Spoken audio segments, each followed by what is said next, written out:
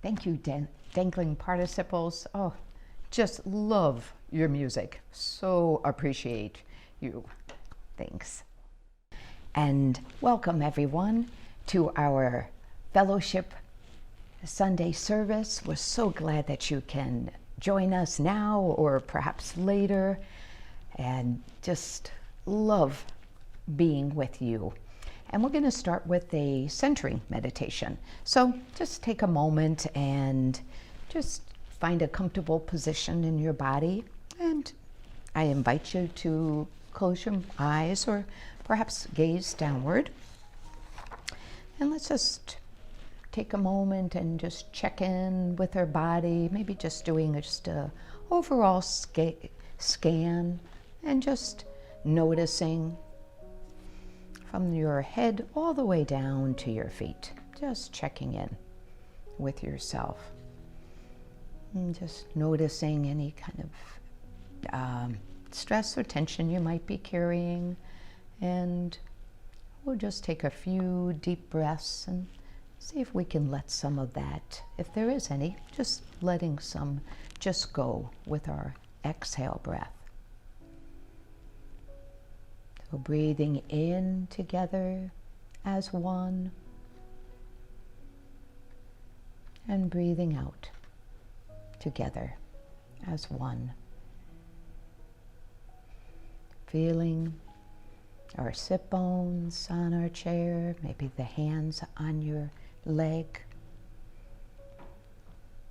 and just slowing our breath, just slow, deep breaths. And we're just preparing ourselves for some inner listening and centering to help us align with the divine. Inhaling through your nose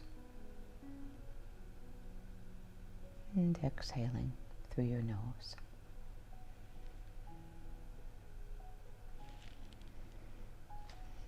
Just noticing the rhythm and flow of your breath. And just let it soften and slow down.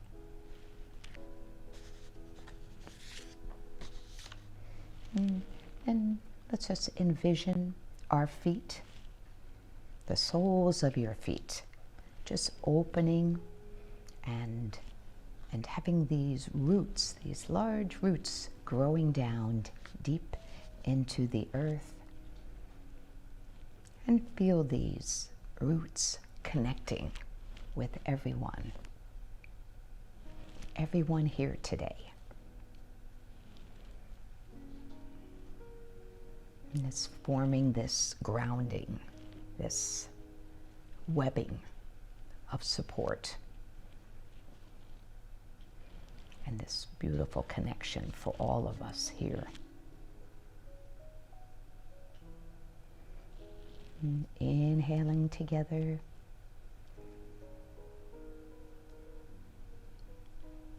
And exhaling together.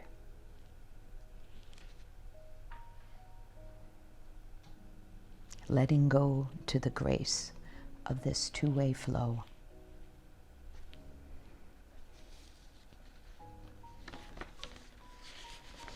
And from this calm space, let us listen deeply to the message we received today. And with our beginner's mind, let us be willing to release old patterns and to be open and receptive to love's message.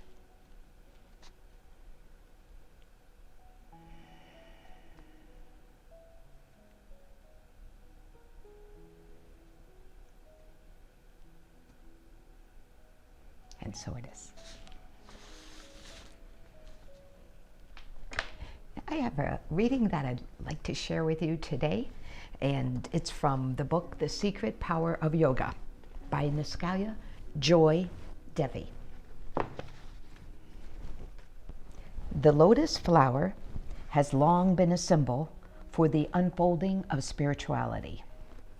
It is one of the most elegant illustrations of the meshing of our human and divine nature. The lotus seed is planted and grows in muddy waters below the surface of the lake, below, far from the light. And though the light is murky and unclear, the flower blossoms by drawing energy from within. As the bud pushes through the muddy waters, it lifts its face to the sunlight and finally emerges. Miraculously, not a trace of soil remains on the flower. It lives in the mud, yet is unaffected by it. This is an example for us to be in the world, but not to be adversely affected by it. The lotus flower teaches us that no matter how muddied the waters of our consciousness may become, clarity can always emerge from our spirit if the divine light guides us, even if it is only one tiny lotus blossom at a time. A quote from Rumi, "I looked in temples, churches, and mosques. I found the divine in my heart." Hi everyone, Julie here. I'm happy to be back with you. I'd like to share a song with you today that I recently wrote called Hidden Treasure.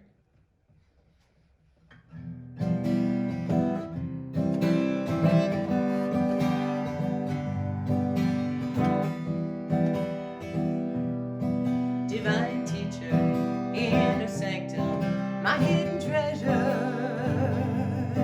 master and healer, father and mother and God of all. The wonders that connects every single being, the thing that binds us together, one and all. We are divine peace, we are divine love, we have the light within us all, ever with me and flowing through me and always there, walking beside me, right there to guide me, my breath, my air. The wonders that connects every single being, the thing that binds us together, one and all. We are divine peace, we are divine love, we have the light within us all. This hidden treasure we have within us, shining brightly, providing guidance, peace and assurance that we're not alone. The wonders that connects every single being, the thing that binds us together, one and all. We are divine peace, we are divine love, we have the light within us all. Oh, how I wonder at the glory of your creation. I feel grateful, so very thankful for all I am. The wonders that connects every single being, the thing that binds us together, one and all. We are divine peace, we are divine love, we have the light within us all. And so it is now, and ever was, and ever shall be. Eternal life force abides within me and never dies. The wonders that connects every single being,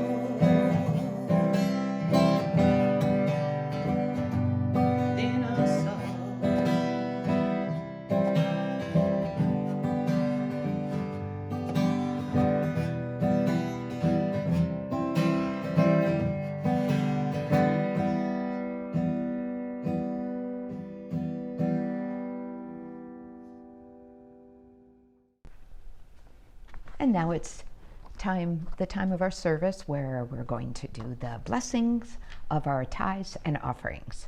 So we just take a moment and just want to thank everybody for all the generous gifts and their generous donations of time and their talents and their strengths and their gifts to help keep our fellowship, this beautiful service, just keeps growing and evolving. And I'm just so grateful for every single one of you at the fellowship. So let's read our blessings of the tithe and offering that's right up here on the screen.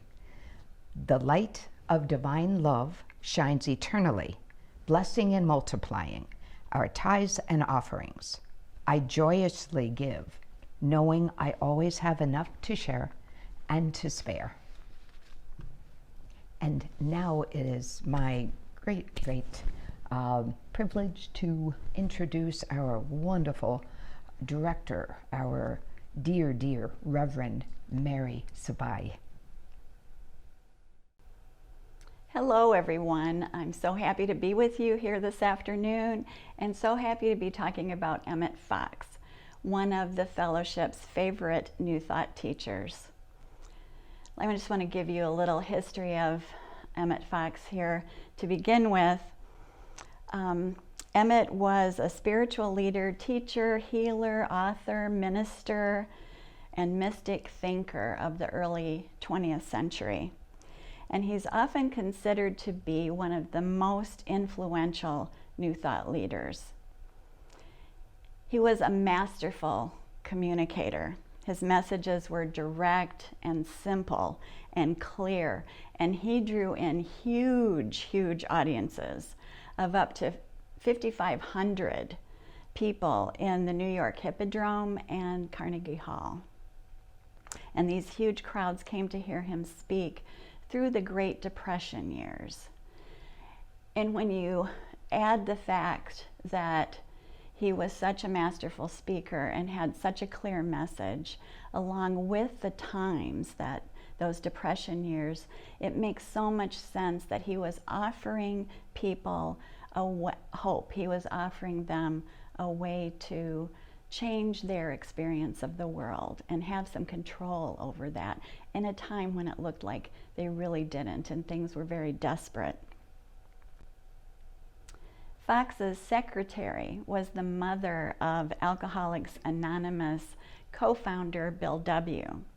And so he became very influential and popular in the AA movement early on and really continues to be influential in the organization and with AA followers. Fox says that many people have the impression that the sole object of metaphysical study is overcoming difficulties. And we all know that many of us find our way to metaphysical study for this reason. We find ourselves in a situation that we can't seem to get out of and we're looking for an answer.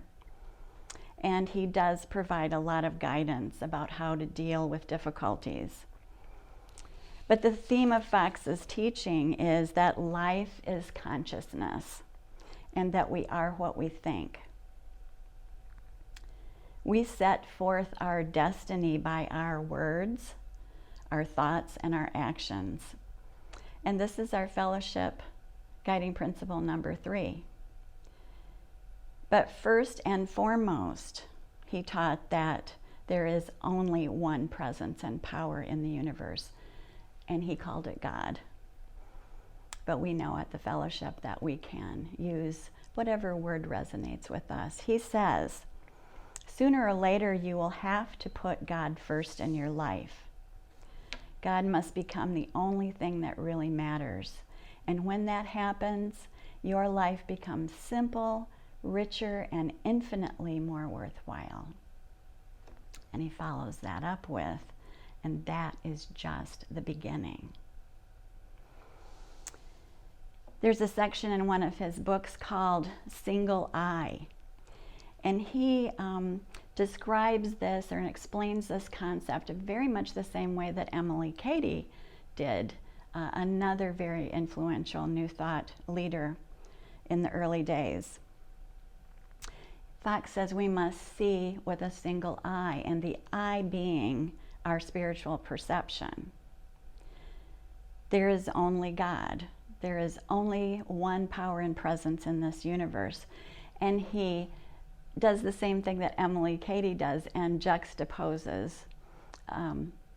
what we can have, but what we can't have at the same time. So I'm going to read through this list. He says, you can't have both. You cannot have peace of mind and have ailment too. You cannot have a sense of divine love and have your jittery nervousness too. Nor a feeling of tolerance, kindness, and faith and have your digestive troubles too.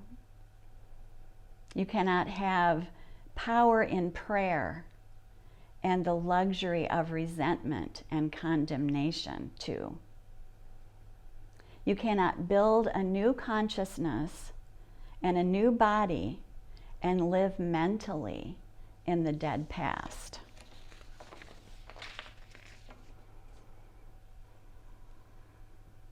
So the real object of the seeker is spiritual evolution, the awakening to who we really are. He says truth is sought for its own sake, and the knowledge of truth is its own reward. So the just getting out of the difficulties, that's the reward. So we will have health, harmony, prosperity, and this is just the beginning. When we are in difficulties, Fox cautions us to resist the temptation to be tragic, to give way to self-pity and despair and discouragement, and instead approach the problem as if you're an explorer on an adventure and your adventure is moving out of the difficulty. I love this metaphor. Seeing the rebuilding of our consciousness, the expansion of our consciousness as a great adventure. And I thought about this idea of what are the traits of great adventurers, those people who jump out of airplanes and scale mountains and swim across huge bodies of water. And so I did a little research and I came up with this list. And as I was looking at the list, I thought, oh, this is absolutely traits of the spiritual adventurer. One of them is that an adventurer would rather talk to people of all kinds, whether they agree or not, listen and learn, and ignore rather than ignore or avoid something they don't understand. So they just dive right in and use these situations to grow and expand their consciousness. They place themselves in interesting situations, often out of their comfort zone. And I thought of how often we struggle and strive to remain within our comfort zone. And this adventurer metaphor actually invites us to step out of that and stretch and reach to something beyond what we know and are so familiar with.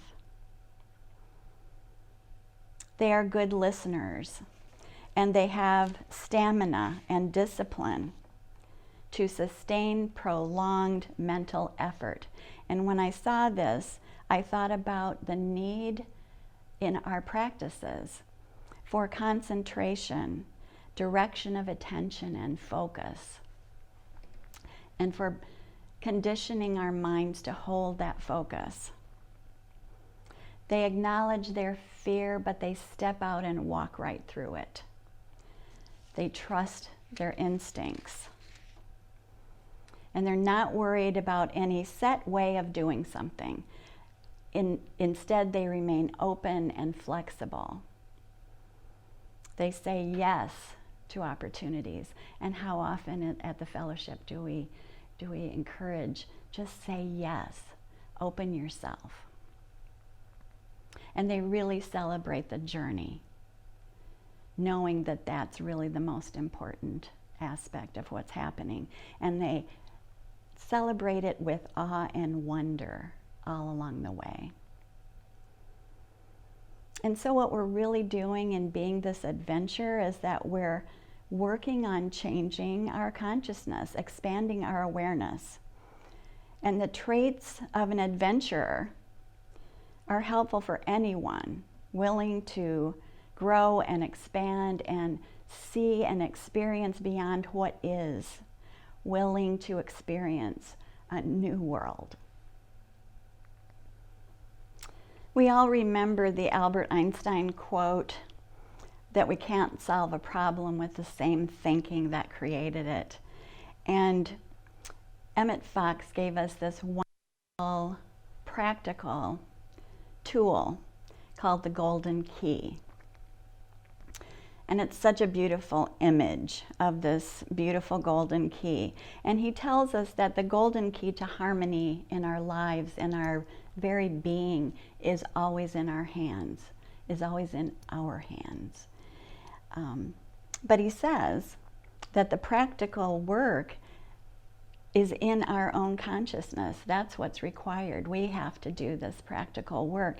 And he calls that we're doing the turning of the key. We must turn the golden key in order for this to work. But this is what he calls a very practical recipe for getting out of any kind of difficulty. And there are no exceptions, just any kind of difficulty, whether small or large, situational, conditional, with another person, just within your own heart. And it's very simple. He says that all we need to do is shift our thoughts from the difficulty to God. And he says this is very simple, but it really requires that concentration and discipline of focus that I was talking about earlier. So Emmett says then, rather to try to visualize God or creative intelligence or source,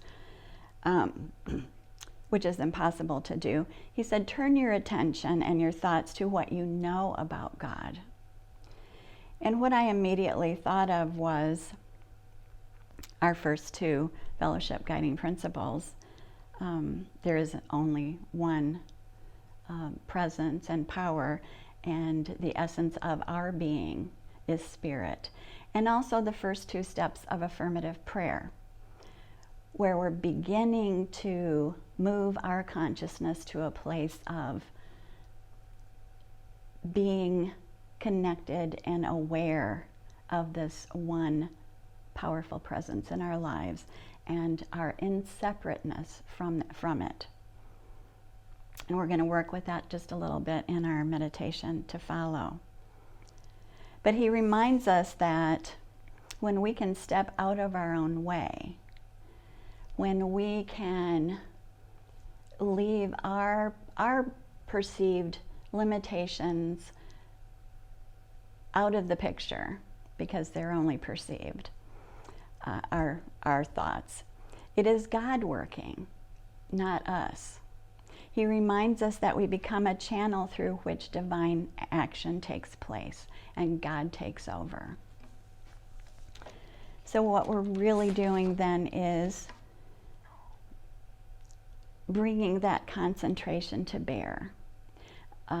Movement, and I love the way he describes concentration, because it really gave me a different way of looking at it. It's a movement of the mind along a predetermined path. It doesn't mean standing still mentally or holding on to one thought for long periods of time. And when you think about it, everyone has good powers of concentration. Consider this, that we are really good at it already. We always successfully concentrate on what we're interested in, what we like.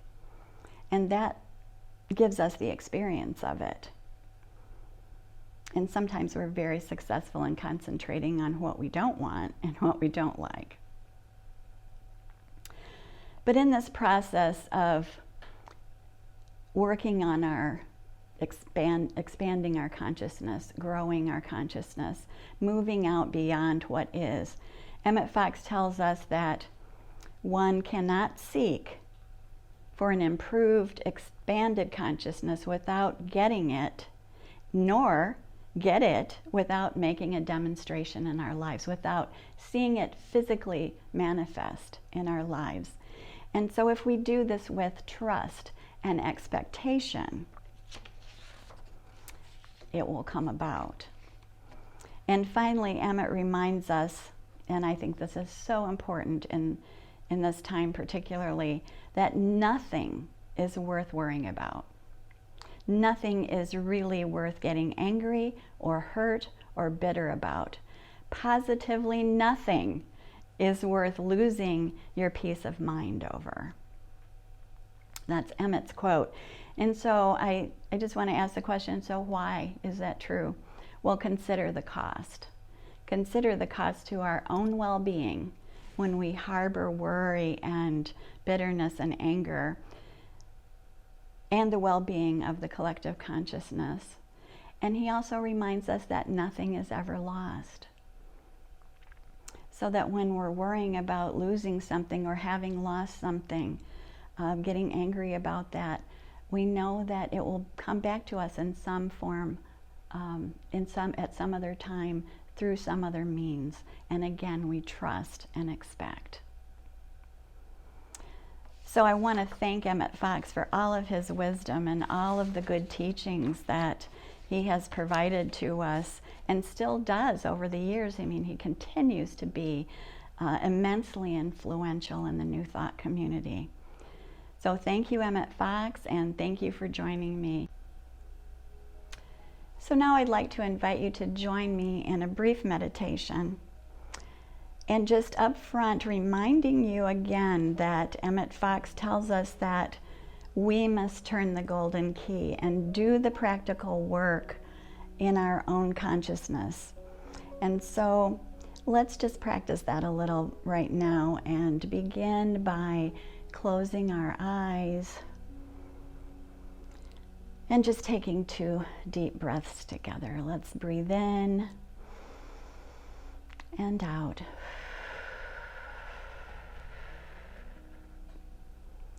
Breathe in and breathe out. And just feel any tenseness or tension that you're holding in your body somewhere. Let's just let that flow away. Flow right out of your body. Let's lay down any worries or thoughts that we're holding on to that have come into this time from earlier in the day.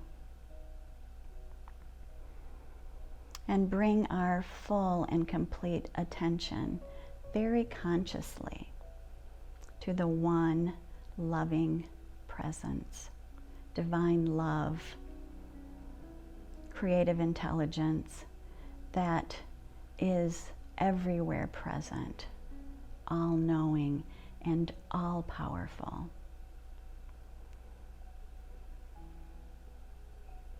We bring our awareness to the fact that we are one with this loving, loving divine power.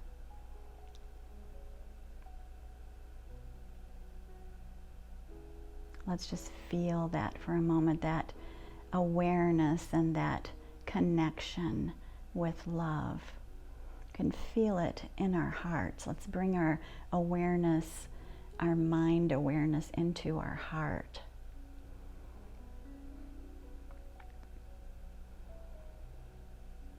And I invite you to take on these words with me if you feel comfortable. I affirm that I am a child of God. And I know that I express divine life, divine truth, and divine love in this world. I acknowledge that divine wisdom guides me, and that my only source of supply is my God, my source. And I affirm that God is helping and blessing humanity through me, opening the way for me.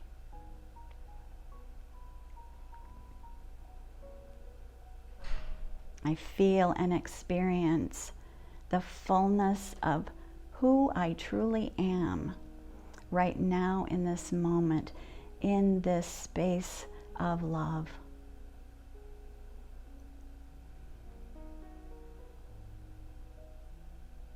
There is nothing else here with me but love.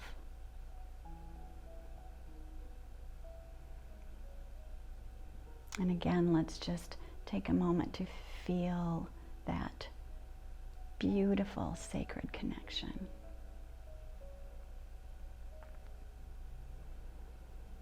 We are so, so grateful for this knowing, for this practical recipe that Emmett Fox has gifted us, the golden key. And we make a commitment to grow and open and expand our consciousness out of the old ego practices, the old ego patterns and thoughts, to a new way of seeing and being. And together we say, and so it is, and so it is. Thank you.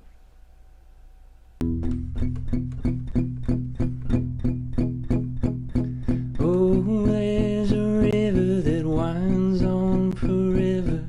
I'm gonna see where it leads. Oh, there's a mountain that no man has mounted. I'm gonna stand on the peak.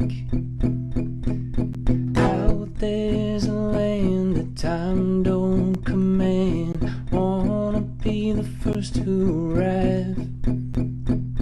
No time for pondering why I'm a wandering, not well, I'm close to the light. To the ends of the earth would you follow me? There's a world that was meant for eyes to see. To the ends of the earth would you follow me? If you go, would you say your goodbyes to me?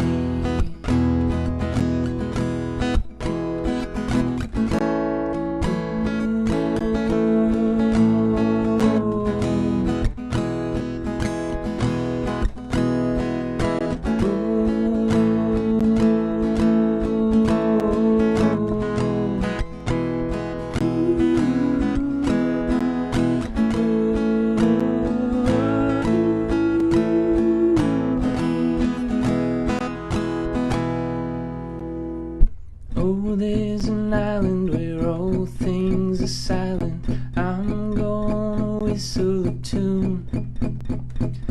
Oh, there's a desert that size can't be measured. I'm gonna count all the dunes. Oh, there's a world that calls for me, girl. Only is dead and unknown. Wayfaring strangers and all kinds of dangers. Please don't say I'm going alone. To the edge of the earth would you follow me? There's a world that was meant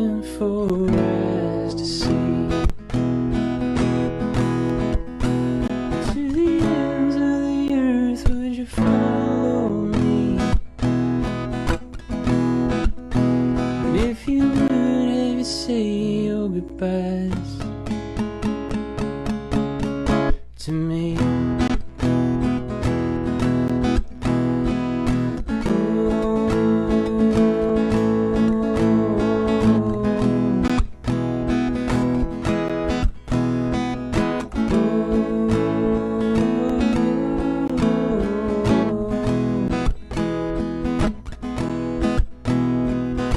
I was ready to die for you, baby. Doesn't mean I'm ready to stay.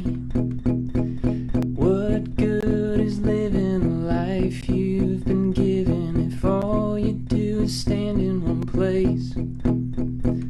I'm on a river that winds on forever. Follow till I get where I'm going. Maybe I'm heading to die, but I'm still gonna try. I guess I'm going alone.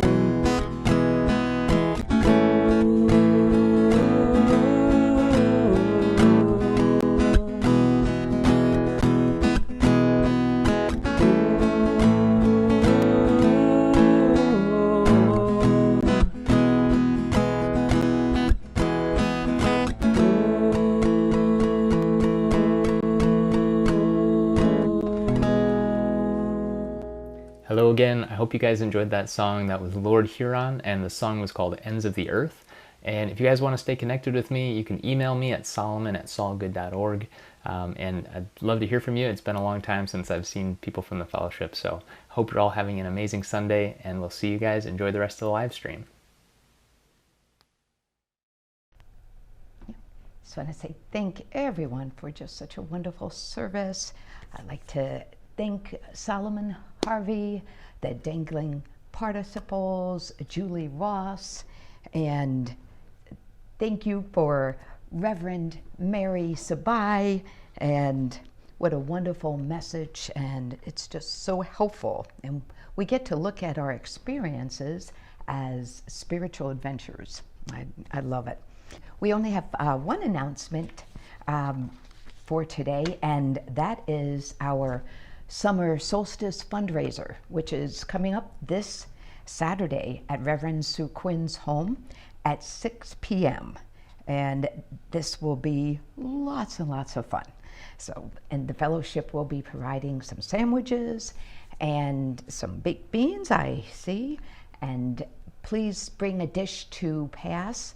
So, and then we can just share in all these great, wonderful treats. There's going to be music, a bonfire, just lots of fun and food. So, and if you do have a folding chair, please bring that. And it's just going to be so exciting and just so wonderful to see everybody on Saturday evening. So check the announcements, right? The details will be in the e-announcements or on Facebook, or also you can always call the office if you'd like to get some more details, and the address and those things will be there. And we have our affirmation, and that will be in the fellowship, the Facebook feed here, so you could read that along with me. I consciously and intentionally turn my full attention to God, Source, the one divine presence, or whatever word you choose to that resonates for you.